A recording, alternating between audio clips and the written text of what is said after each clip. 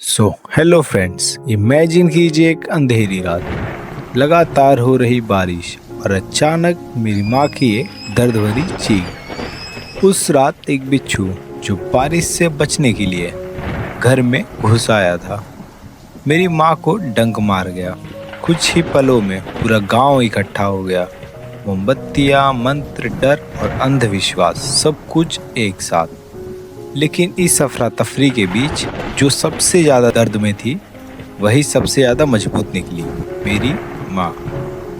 यह कविता सिर्फ एक बिच्छू की कहानी नहीं है, यह है डर, विश्वास और माँ के निस्वार्थ प्रेम की कहानी। तो फ्रेंड्स, आज हम पढ़ने वाले हैं एक poem, the night of the scorpion by Nissim Ezekiel. इस पोएम में पोएम फर्स्ट पर्सन नरेशन में है, यानी पोएट खुद एक चाइल्ड के रूप में पूरी घटना याद कर रहे हैं। I remember the night my mother was stung by a scorpion. 10 hours of steady rain had driven him to crawl beneath a sack of rice. इस पैराग्राफ में पोएट निसीम इज़ेकियल एक बहुत ही पेनफुल और इमोशनल घटना को याद कर रहे हैं। पोएम की शुरुआत आई रिमेंबर से होती है, जो यह क्लियर करता है कि यह घटना कवि के जीवन में इतनी गहरी थी कि वह आज भी उसे साफ साफ याद करते हैं। यह लाइन पोएम को पर्सनल मेमोरी और रियल लाइफ एक्सपीरियंस बनाती है। पोएट बताते हैं कि उस रात उनकी माँ को स्कॉर्पियन ने डंक मार दिया। यह घटना अचानक होती है, इससे पूरे पोएम में फियर और टेंशन पैदा हो जाती है। आगे पोएट कहते हैं कि लगातार 10 घंटे की बारिश हो रही। इस स्टेडी रेन के कारण स्कॉर्पियन अपने नेचुरल शेल्टर से बाहर निकलने को मजबूर हो गया। यानी यह घटना किसी एविल प्लान की वजह से नहीं, बल्कि नेचुरल रीजन की वजह से हुई। स्कॉर्पियन बारिश से बचने के लिए घर के अंदर आकर राइस के बोरे के नीचे छिप जाता है। यह डिटेल हमें एक poor rural Indian house hold का क्लियर पिक्चर देती है, जहां अनाज बोरे में रखा जाता है। Parting with his poison flash of diabolic tail in the dark room, he risked the rain again. इस पैराग्राफ में पोएट स्कॉर्पियन के अटैक के एग्जैक्ट मूवमेंट को डिस्क्राइब करते हैं। पार्टिंग विथ हिज पॉइजन का मतलब है कि स्कॉर्पियन ना जहर छोड़ चुका है, यानी वह माँ को डंक मार चुका है। फ्लैश ऑफ डायबोलिक टेल एक बहुत पावरफुल फ्रेज है। यहाँ फ्लैश बताता है कि स्कॉर्पियन का अटैक बहुत तेज और अचानक था। डायबोलिक शब्द से स्कॉर्पियन को डेविल लाइक और डेंजरस दिखाया गया है, क्योंकि उस समय लोग उसे एविल मानते थे। डार्क रूम का मतलब सिर्फ अंधेरा कमरा नहीं है, यह ह्यूमन हेल्पलेसनेस और फियर को भी रिप्रेजेंट करता है। अंधेरे में स्कॉर्पियन को पकड़ना या रोकना पॉसिबल नहीं था। डंक मारने के बाद स्कॉर्पियन फिर से बारिश में चला जाता है। रिच दी रेन अगेन, इससे पता चलता है कि स्कॉर्पियन ने सिर्फ सेल्फ डिफेंस में अटैक किया, उसका इंटेंशन किसी को नुकसान पहुंचाना नहीं था। The peasants came like swans of flies and buzzed the name of God 100 times to paralyze the evil one. इस पैराग्राफ में कवि गांव वालों की रिएक्शन को बहुत रियलिस्टिकली दिखाता है। जैसे ही माँ को स्कॉर्पियन डंक मारता है, पीजेंट्स यानी गांव के लोग बड़ी संख्या में घर के अंदर इकट्ठा हो जाते हैं। पोएट गांव वालों की तुलना स्वॉन्स ऑफ फ्लाइज से करता है। यह कंपैरिजन यह दिखाता है कि लोग बहुत ज़्यादा हैं, लेकिन कोई ऑर्डर या क्लियर थिंकिंग नहीं है, सिर्फ नॉइस और कन्फ्यूजन है। बस द नेम ऑफ गॉड का मतलब है कि लोग भगवान का नाम बार बार जोर जोर से लेने लगते हैं। यह उनकी ब्लाइंड फेथ को दर्शाता है। वह ऐसा इसलिए करते हैं ताकि to paralyse the evil one, यानी स्कॉर्पियन के जहर को रोक सके, और उसे एविल शक्ति मानते हैं। With candles and with lanterns, throwing giant scorpion shadows on the mud-baked walls. They searched for him, he was not found.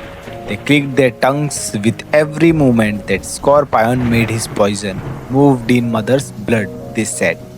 इस पैराग्राफ में कवि गांव वालों के फियर, इमेजिनेशन और सुपरस्टिशन को वेरी क्लियरली बहुत साफ तरीके से दिखाते हैं। गांव वाले कैंडल्स और लांटेन्स लेकर स्कॉर्पियन को ढूंढने लगते हैं। यह डिटेल बताता है कि गांव में इलेक्ट्रिसिटी नहीं है और लोग पुराने तरीकों पर निर्भर हैं। जब कैंडल और लालटेन की लाइट दीवारों पर पड़ती है तो जायंट स्कॉर्पियन शैडोज बनते हैं। असल में स्कॉर्पियन छोटा है लेकिन उसकी शैडो बहुत बड़ी दिखाई देती है। यह दर्शाता है कि फियर रियलिटी से बड़ा हो जाता है। मड बेक वॉल्स गांव के कच्चे घरों की ओर इशारा करता है जो पुअर रूरल लाइफ को रिफ्लेक्ट करता है। लोग स्कॉर्पियन को ढूंढते हैं लेकिन he was not found. Scorpion पहले ही भाग चुका है। खतरा असल में खत्म हो चुका है लेकिन डर अभी भी बना हुआ है।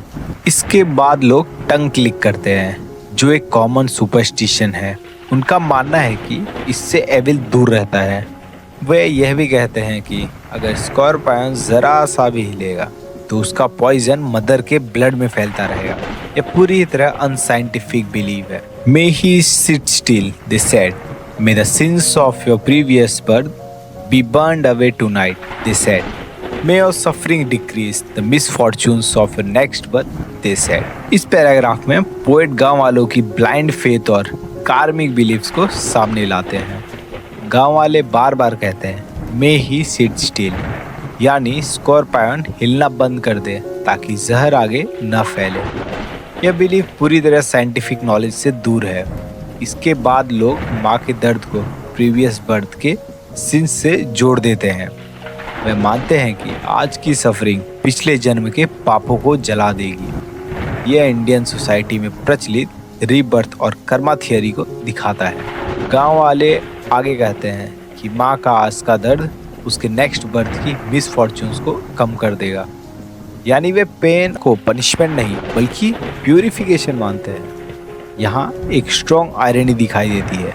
माँ असहनीय दर्द में है और लोग उसे फिलोसॉफिकल कंफर्ट दे रहे हैं लेकिन कोई रियल मेडिकल हेल्प नहीं मिल रही। May the sum of all evil balance in this unreal world against the sum of good become diminished by your pain. इस पैराग्राफ में गांव वालों की फिलोसॉफिकल और रिलीजन थिंकिंग को दिखाया गया है। वे मानते हैं कि यह दुनिया अनरियल वर्ल्ड है, यानी यह संसार अस्थायी है और माया से भरा हुआ है। यह बिलीफ इंडियन स्पिरिचुअल फिलॉसफी से जुड़ा हुआ है। गांव वाले कहते हैं कि इस दुनिया में एविल और गुड का एक बैलेंस बना हुआ है। उनके अनुसार माँ का आज का दर्द इस बैलेंस को ठीक करने में मदद करेगा।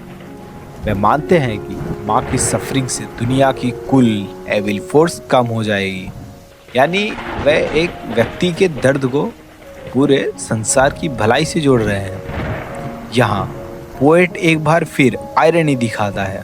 माँ को इमीडिएट हेल्प की ज़रूरत है लेकिन लोग उसके दर्द को कॉस्मिक लेवल पर जस्टिफाई कर रहे हैं।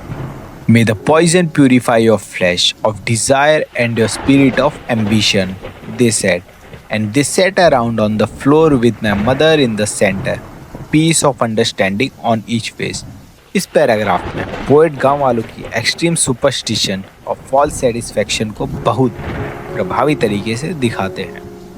गांव वाले कहते हैं कि स्कॉर्पियन का जहर माँ के शरीर को डिजायर से और उसकी आत्मा को एम्बिशन से शुद्ध कर देगा। यह बिलीव यह दर्शाता है कि वे फिजिकल पेन और स्पिरिचुअल प्यूरिफिकेशन मानते हैं। यहाँ डिज़ायर और एम्बिशन को वर्ल्डली सेल्स माना गया है। लोग सोचते हैं कि सफरिंग से इंसान इन इच्छाओं से मुक्त हो जाता है। इसके बाद गांव वाले माँ के चारों ओर फ्लोर पर बैठ जाते हैं और माँ को बीच में रख देते हैं। यह दृश्य किसी रिचुअल या रिलीजियस सेरेमनी जैसा लगता है। Peace of understanding on each face. इस लाइन में गहरी आयरनी है। माँ भयानक दर्द में है लेकिन गांव वालों के चेहरे पर संतोष और शांति है क्योंकि उन्हें लगता है कि उन्होंने अपना कर्तव्य निभा दिया है। More candles, more lanterns, more neighbours, more insects and the endless rain. My mother twisted through and through, groaning on a mat. इस पैसेज में पोएट पूरे सीन की कैओस, सफरिंग और कॉन्ट्रास्ट को बहुत क्लियरली दिखाते हैं। More candles, more lanterns, more neighbours. इस रिपीटेशन से यह पता चलता है कि भीड़ लगातार बढ़ती जा रही है लेकिन माँ की हालत में कोई सुधार नहीं हो रहा। मोर इंसेक्ट्स यहाँ बताता है कि बारिश और रोशनी की वजह से कीड़े भी इकट्ठा हो गए हैं। पूरा माहौल अनकंफर्टेबल और डिस्टर्बिंग बन चुका है। एंडलेस रेन का मतलब है बारिश रुक नहीं रही है, जो माँ के दर्द की तरह कंटिन्यूस सफरिंग को सिंबलाइज करती है। अब कवि माँ की हालत को डायरेक्टली डिस्क्राइब करता है। माँ दर्द से तड़प रही है, उसका शरीर बार बार मिल रहा है और वह चटाई पर कराह रही है। यहाँ एक पावरफुल कंट्रास्ट है, बाहर भीड़, रोशनी और आवाजें, अंदर माँ की silent agony. My father, septic rationalist, trying every curse and blessing, power mixture, herb and hybrid. He even poured a little paraffin upon the beaten toe and put a match to it.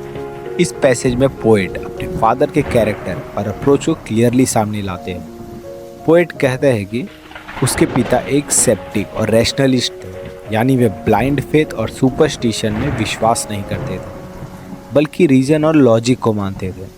लेकिन माँ की हालत देखकर वे भी desperate हो जाते हैं, इसलिए वे हर पॉसिबल तरीका ट्राई करते हैं, चाहे वह कर्स हो या ब्लेसिंग या फिर पाउडर, मिक्सचर, हर्ब और हाइब्रिड मेडिसिन हो।